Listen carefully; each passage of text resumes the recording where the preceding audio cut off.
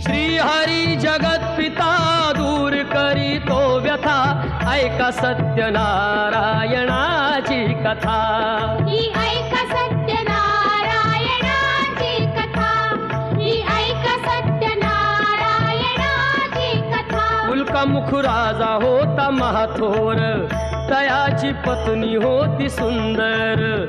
नदी किनारी एकदा त्यांनी घातली महापूजा दोघांनी. आली एक नौका त्याच मार्गानी, नाव भरलेली पूर्ण द्रव्यानी. होती व्यापारी साधू बाण्याची, रीत पाहण्यास आला पूजनाची. उल्कामुख त्यास बोले ऐकावे, व्रत नारायणाचे आचरावे.